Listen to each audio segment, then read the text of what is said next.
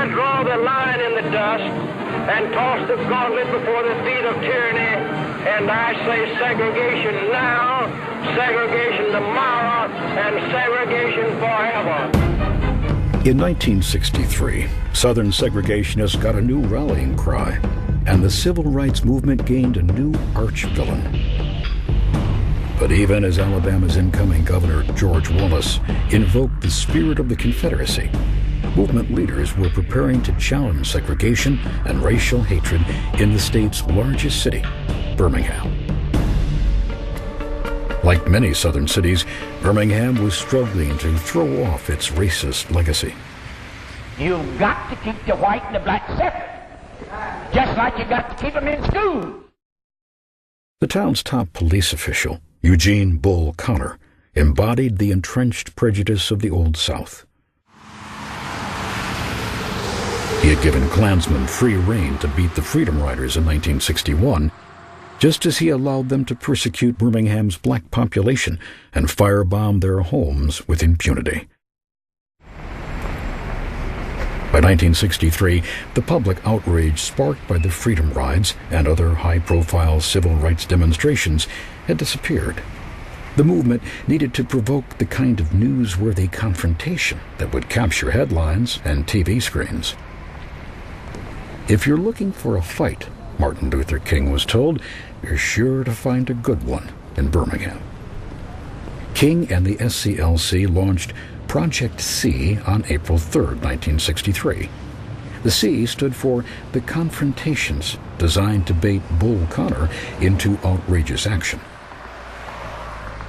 9 days in, the campaign was in trouble. Martin Luther King had been arrested for violating a court order and was languishing in jail. It was here that he penned his famous Letter from a Birmingham Jail, concluding that one day the South will recognize its real heroes.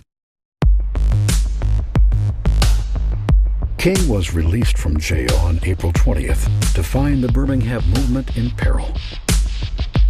With few adults willing to risk jail time, the city's black youth rose up and marched into history. At 1 o'clock on May 2nd, D-Day, a group of students emerged from the 16th Street Baptist Church singing, "We Shall Overcome." Hundreds were arrested and loaded onto school buses destined for the city jail. The next day, Bull Connor called in the fire department and K-9 units. Teenagers and children became targets for high-pressure water hoses and snarling police dogs.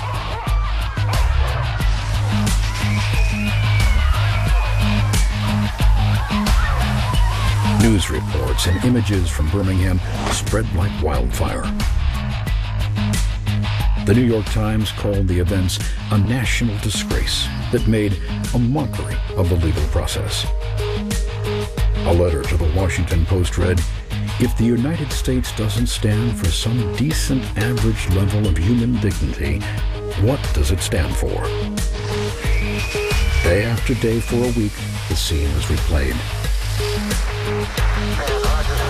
Bull Connor filled the jail and then the county fairground with thousands of youthful prisoners. But still, more came. Birmingham business leaders finally agreed to negotiate. Within days, an accord was reached to desegregate the city. Events in Birmingham shone a hard light on America's race problem and influenced many citizens to re-examine their own views on the issue. Among them, President John F. Kennedy. 1 month after the Birmingham settlement, the president made an unprecedented statement on national television. Next week, I shall ask the Congress of the United States to act, to make a commitment it is not fully made in this century to the proposition that race has no place in American life or law. The old code of equity law under which we live commands for every wrong a remedy. But in too many communities, in too many parts of the country, wrongs are inflicted on Negro citizens and there are no remedies at law. Unless the Congress acts, their only remedy is the street. The president's call for federal civil rights legislation held staggering implications. but the opposition remained intractable and dangerous. The president was forced to use federal troops to ensure the admission of James Meredith, the first black student to attend the University of Mississippi in 1962. In Alabama, Governor George Wallace, who had promised segregation forever, staged his historic Stand in the Schoolhouse Door to oppose the integration of the University of Alabama. Only after federal troops arrived on orders of the president did Wallace relent, allowing Vivian Malone and James Hood to enter.